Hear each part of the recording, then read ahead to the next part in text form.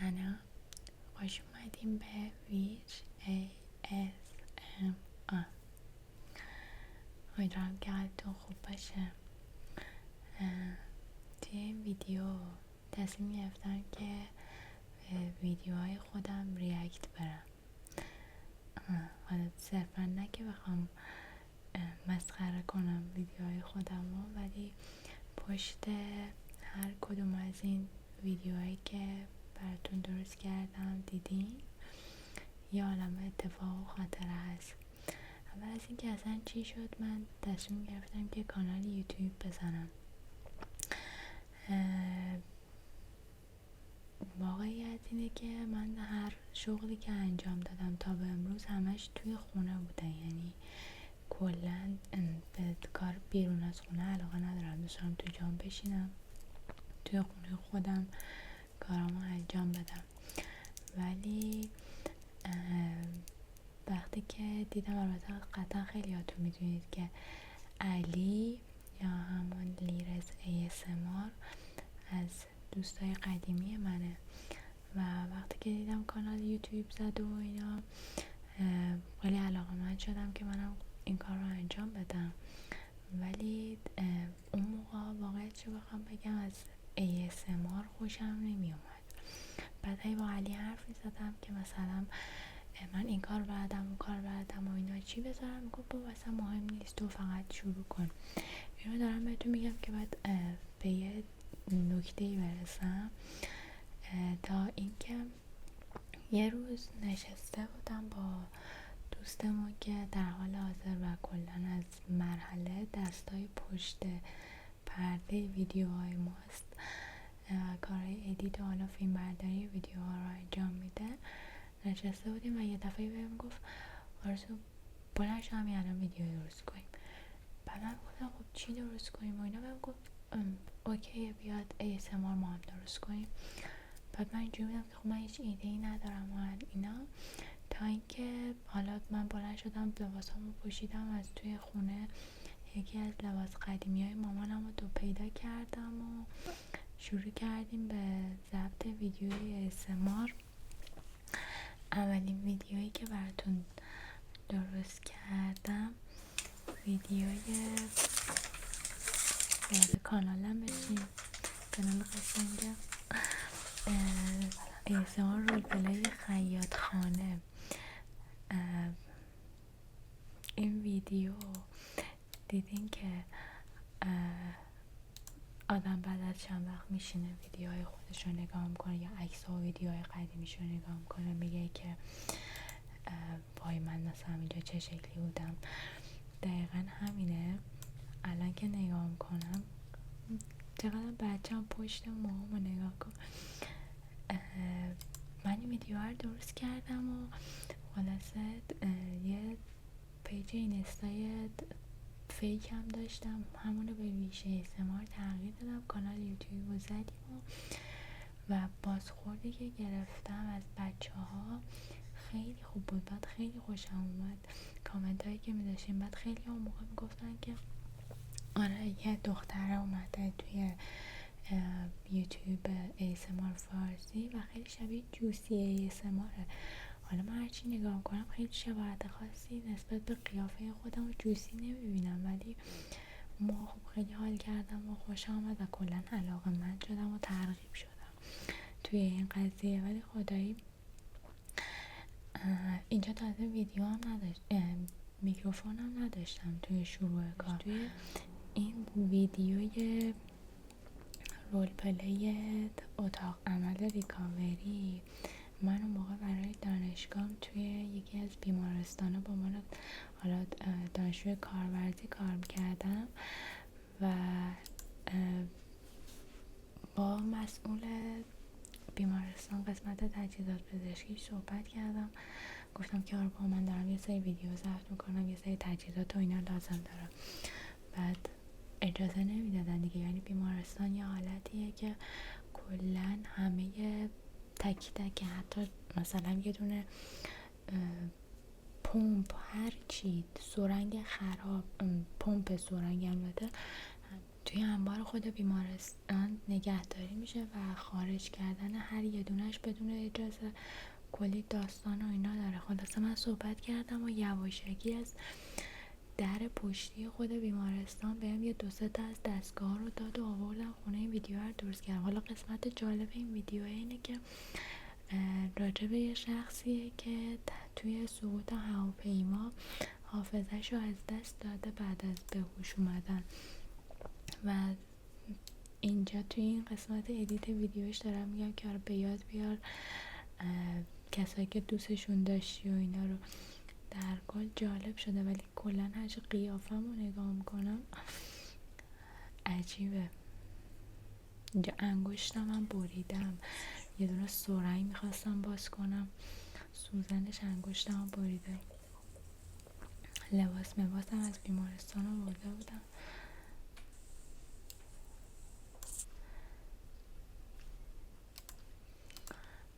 بعد میرسیم به مرحله خرید میکروفون. یعنی اولین ویدیویی که من با میکروفون ضبط کردم همین ویدیوی کریسمسمونه.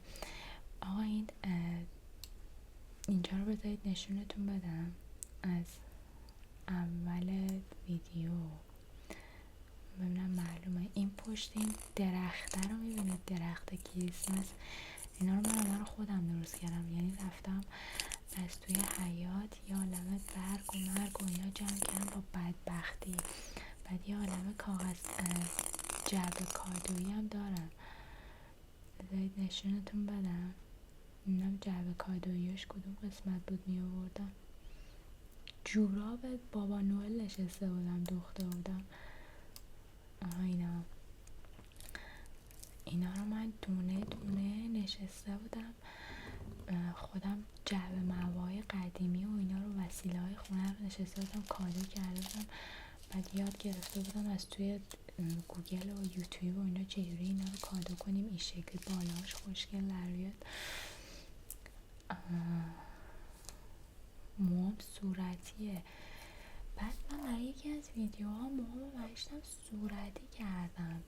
بعد چه صورتی زشتی هم از آب در اومد، یعنی اصلا هم بهم نمیومد. بعد یه تیکه از موام صورتیه، یه جوش نارنجی در اومده. از ببینم نشون میدم. اینها اینجا که موام از تو همون من براتون فیلم گرفتم موامو رنگ کردم.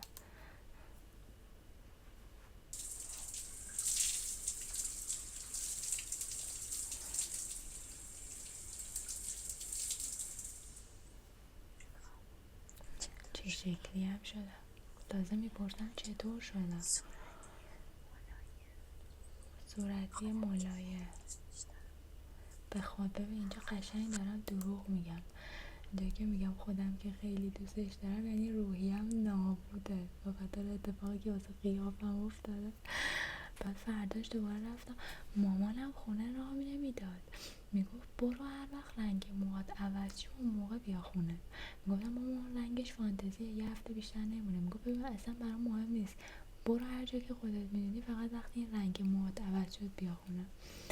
خلاصه منم که خدا خواسته رفتم و بعد از اینکه رنگ موام رفت برگشتم اومدم.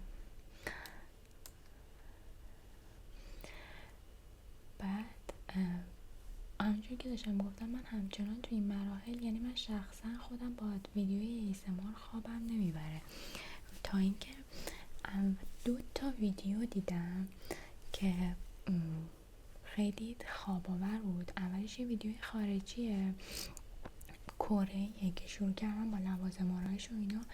خیلی عجیبه کانالشون که مثلا دسر و اینا درست میکنن. بعد من شروع کردم از اون ایده گرفتن و این ویدیوها رو با دوربین ضبط کردم اینو، یعنی با دوربین فیلمبرداری که داریم ضبط کردیم. بعد فکر کنم طولانی ترین ویدیویی که مثلا طول کشیده ضبطش دقیقا همین ویدیوه که هیچی هم ویو نخورد، یعنی نسبت 839 تا نسبت به تایمی که من گذاشتم اینو فیلم برداریش کردم. ولی جالب شد. حالا تو وسطاش صداهای قشنگی داره برای ASMR ولی آخرش هم قشنگ شد. بعد ویدیویی که من از حالا اون کانال خارجیه داشتم میدیدم واقعا خواب آور بود، یعنی اصلا یه چیز عجیب، یعنی در حین نگاه کردن اون من برای اولین بار خوابم گرفت. اینجا مثلا آدم کیک درست کردم، چقدر لوازم آرایشی خراب کردم من سر این ویدیو.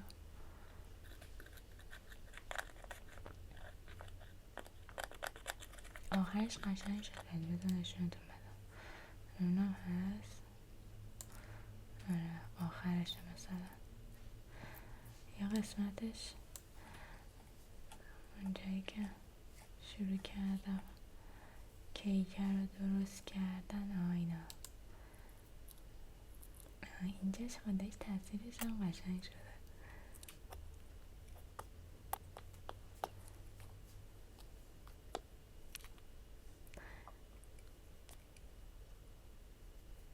چقدر دستان بدون ناخون قشنگه.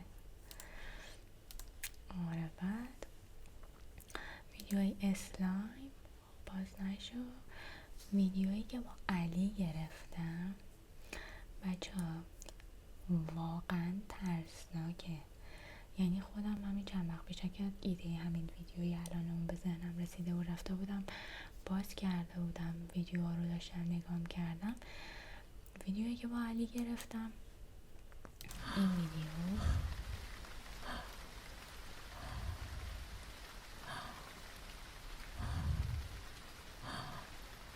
لوگوی ویژه ASMR رو میبینید، راجب 2 قاچاقچی اعضای بدنه.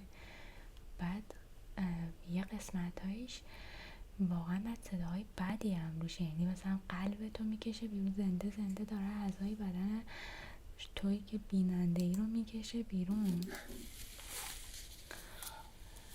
چاقوی دست علی رو ببین،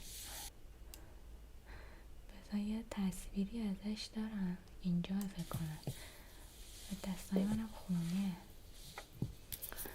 ویدیوی درست کردن کیک و توی این ویدیوی کاشت ناخونه یه دختره بود، تقریبا فکر میکنم راهنمایینا بود، جلو در خونه ما توی یه سالن کار میکرد، بعد تازه کاشت ناخون یاد گرفته بود، بعد منو خیلی دوست داشت و منم ازش سوء استفاده کردم، یعنی ببین هر کس دیگه ای بود نمیداد وسایلشو این همه لاک و تجهیزات ناخون کاری، البته خب جلوی در خونه اونم بود بعد میشناخت، خلاصه ازش سوء استفاده کردم و بهش گفتم من میخوام یه ویدیو ضبط کنم وسایلاتو یه شب به من قرض بده، وسایل ناخونکاریشو آوردم و بعد چه جالب که تجهیزاتمون هم صورتی بود دختره، یا ابوالفضل قیافن چرا این شکلیه؟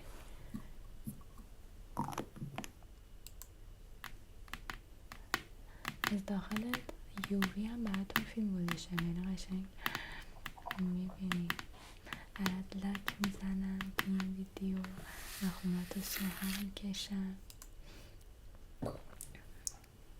چقدر وزینه آلبوم ناخون اینجا تو این ویدیو، قشنگ میتونی برای کسایی که دوست دارن رنگ ناخون و اینا رو انتخاب کنید، در کل ویدیوی جالبی شده.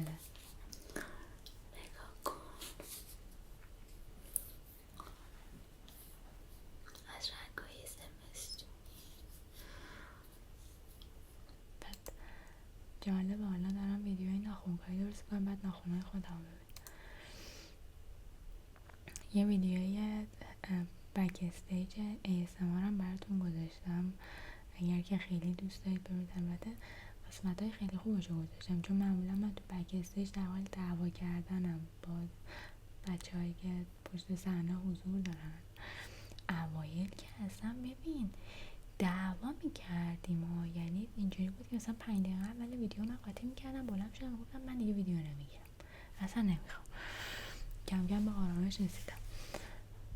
ببین چقدر سر این ویدیو من گریه کردم، حالا الان میگی چرا؟ الان بهتون میگم، بذار این قسمتشو پیدا کنم. اینجا رو ببینید،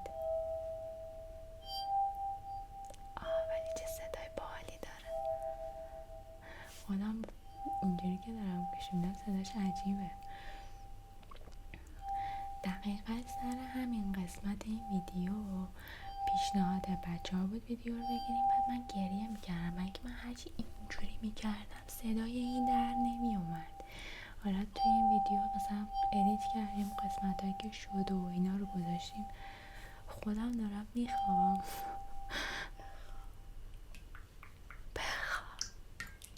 ولی باحال شده.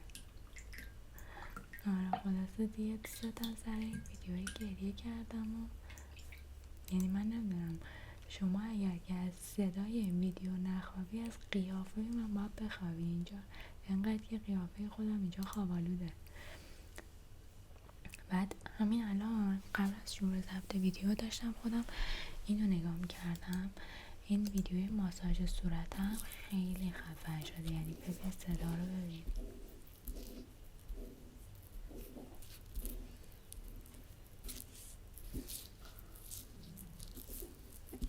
اینجا نمیدونم مانیتایز شدیم هنوز یا نه.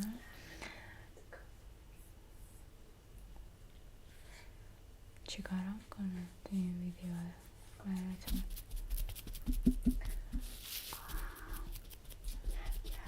خود ببین یعنی خیلی خوبه. با این ویدیو رو میدونی من چجوری ضبط میکردم؟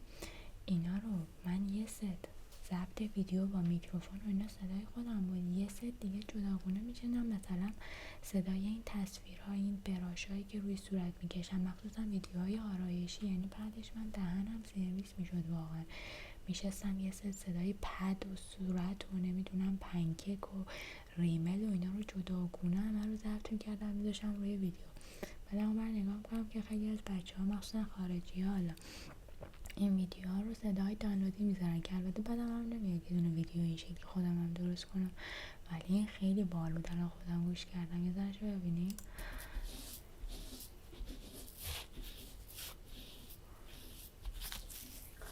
دوربینو کجا گذاشتم این شکلی زیر صورتم؟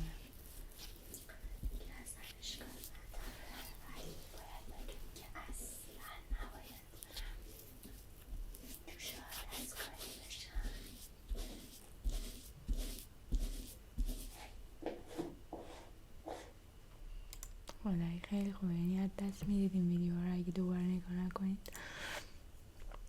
بعد زمزمه نامفهوم، بذار ببینم این چند دقیقه است این ویدیوه. 1 ساعت و 27 دقیقه زمزمه نامفهوم، یعنی کف کردم قطعا. ولی یک کله براتون چه کتابای عجیب غریب، یعنی تو حالت عادی من اصلا نمیتونم، قطعا به خاطر همین این کتابا رو آوردم چون اصلا نمیفهمم چی نوشته. ویدیوی ترسناک فکر کنم راجع به همون قضیه است که توی در مورد وایکینگ ها و اینا تعریف کردم. از این ویدیو استارت میکاپ های ترسناک و کلا میکاپ های ویدیوهای من شروع شد. ببینیم اینجا رو.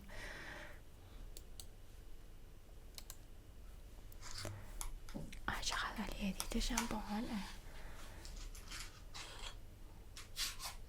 یا ابد. از روش های دیگه قربانی کردن وایکینگ ها این بوده که وقتی یکی از پادشاهانشون میمرده، یکی از ندیمه های زن کلاق شدن همراه با اون پادشاه چقدر خوبه اینی که اما قبل از اینکه این ندیمه رو همراه پادشاه بسوزونن باید که با تمام بعد رسیدیم میگم استارت میکاپ همون خورده اومدیم توی این ویدیو. بعد زمانی که ذهن پاک است، زمانی که ذهن پاک است، شادی مانند سایه‌ای همیشه همراه خواهد بود. شادی مانند سایه‌ای همیشه همراه خواهد بود. اون موقع یادم سر این ویدیوه همه داشتن میگفتن که خیلی ها مثلا توی ASMR فارسی اومدن مثلا ویدیوی رول پلی فالگیر و اینا رو درست کردن ولی هیچ کدومشون مثلا انقدر خوب و خفن نشده بود. همین که میکاپش خیلی باحال شده، همین که آقا من تو این ویدیوها یه سری جمله ها رو از قصد تکرار میکنم. مثل اینکه یه جمله قشنگ یادمه میگفتم که ما از افکارمان نشأت میگیریم، ما تبدیل به افکارمون میشیم. و یه سری اومده بودن گفته بودن که آره چقدر یه سری جمله ها رو تکرار میکنیم. من از عمد واقعا اینا رو انقدر تکرار میکردم که ملکه ذهنتون بشه، حداقل داخل ناخودآگاهتون. ولی لکای ویدیو هم جالب بود. راجع دوست پسرتون براتون پارتنرتون فال گرفتم و میگم که آره ازت خوشش میاد. و میرسیم به سمت اصلی. بچه‌ها این ویدیو بیشترین ویوی کانال ما رو داره. بیا کنارم بخواب. بعد حالا نمیدونم چرا انقدر ویوش رفته بالا، 55K شده. بعد چیز خاصی هم نیست. من توی ویدیو براتون داستان تعریف کردم، کتاب خوندم، موهاتو شونه کردم و از این کارا. ولی خب خیلی عجیبه. گفتم 2 ویدیو دیدم که خیلی خواب آور بوده. یکیش ویدیوی خارجی بوده، دومیش ویدیوی خودمه. اونم این ویدیو هست، دکتر خواب. یه پارچه ساتن ابریشمی باشه که جنس نرمی داره و موهام روش زیبا به نظر میرسه. ببین یعنی اگه دنبال یه ویدیویی که واقعا خوابت بگیره، یعنی 5 دقیقه اول بخوابی، واقعا بهت پیشنهاد میکنم که این ویدیو رو یه بار دیگه بری ببینی. خودم با خودم خوابم گرفت. سوالایی که ازت پرسیدم داخل ویدیو اینا خیلی جالب شده. و بالاخره یه کار شدیم و کم کم فکر کنم اینجا مانیتایز شدیم. از ویدیوهای جنجال برانگیزمون چهارشنبه سوری ASMR دوست پسرت تنبیهت میکنن. اینا رو خیلی مثل که دوست داشتین و دیگه شروع کردم سبکای سمی خودمون که براتون از خاطرات و اینا تعریف کردم. یه ویدیوی انگلیسی بچه‌ها بهم پیشنهاد دادن درست کنیم و من از این ویدیوها متنفرم. برای که مثلا انگلیسی همین الانش هم خوب نیست. اون موقع که اصلا افتضاح بود و من اصلا لهجه انگلیسی ندارم و این ویدیوها رو اصلا نبینید. اینا که لباس دبسترمه. همکار دود کراش دارم. وای ببین من عاشق این ویدیوهای هرماینی هم. ASMR رول پلی هری پاتر این هم خیلی خفن شده. خدایی چه داستانایی میشینم واسه تون مینویسم راجع به هرماینیه که حالا اگر مثلا هری پاتر رو دیده باشید هرماینی رو بدونید کدوم نقشه. راجع به اینه که اینا یه معجونی درست میکنن میخورن که تغییر قیافه میدن و من آخر ویدیو واقعا تغییر قیافه دادم. یعنی خودم الان داشتم نگاه میکردم داشتم فکر میکردم که من واقعا آخر چجوری تغییر قیافه دادم، ولی آخر ویدیو واقعا تغییر قیافه رو دادم. جالب شده. و ببین اگه ازم بپرسی که تو کل این میکاپ های این شکلی که کردن کدوم ویدیو رو خیلی دوست دارم، الان بهت میگم. بذار فکر کنم چه سوالی معلومه که نمیدونم چی میشه. خب من که پیش کنم، یعنی من عاشق این ویدیو هم. چه جایی هم استوش کردم یه جا قیافم قشنگ باشه. بذار ببینم حالا دیگه کله.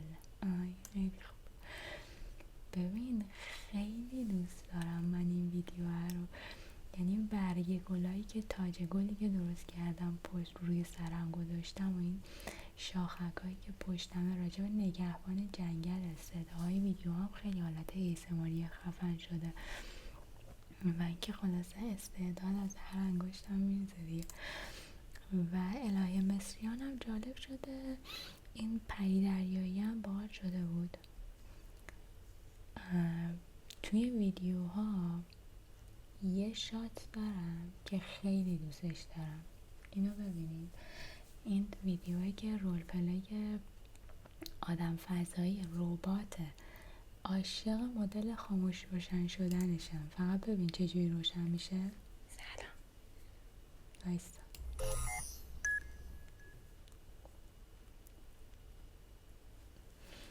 خیلی باحال روشن شد. بعد ASMR بغل کردن این ربات، یه رباتیه که شما رو بغل میکنه.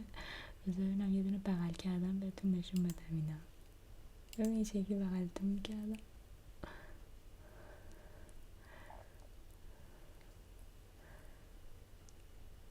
آیا صداش رو شنیدی؟ نظرت چی؟ من اصلا این ادیت صداهای اینا خدایی بابا چه ویدیوهایی درست کردیم. بعد آخرش هم دقیقا همین شکلی خاموش میشه. نگاه کن، دستور عمله خاموش شدن.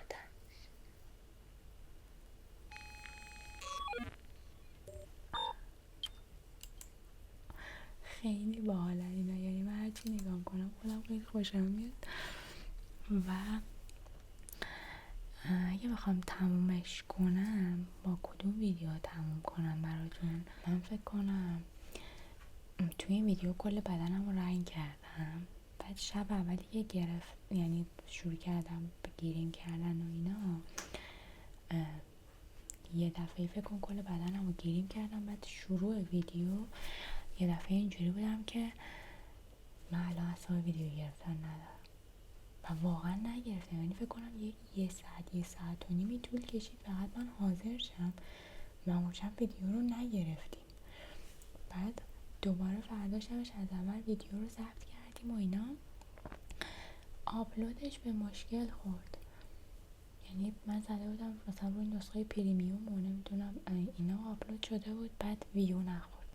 بعد پاک کردم دوباره از اول گذاشتم، کلا هم ویو شد 1000 خورده ای. بعد من انقدر عصبم از همینجا کم کم نسخه کانال یوتیوبمون پیچیده شد و دیگه کم کم ویدیو نداشتم. ولی در کل توی ویدیوهایی که درست کردم میگم عاشق اون ویدیوهای جنگله هم دیگه. خلاصه که مرسی که تا اینجا همراهمون بودید. از این به بعدم همراه من باشید. حتما با لایک و کامنتاتون خیلی کمک میکنید. اینکه یعنی من عاشقتونم که تا ویدیو میذارم شروع میکنید کامنت گذاشتن. خیلی به حس خوبی میده. منم که ایدید درجا یعنی ویدیو رو باز میکنم و کامنتاتون رو جواب میدم. خلاصه که این سری گفتم دیگه قراره بتره کنیم زبونم گرفت و خیلی ویدیوهای خفندری بذارم دیگه از این فانتزی ها. الان آخرین فانتزی که گذاشتم همین رول پلی ترسناکه که تو هتل خیلی ویو نخورد، ولی خب نسبت به اینکه حالا بعد از 2 سال ویدیو گذاشتم خوب بود. و اینکه خیلی ممنونم ازتون. شبتون بخیر.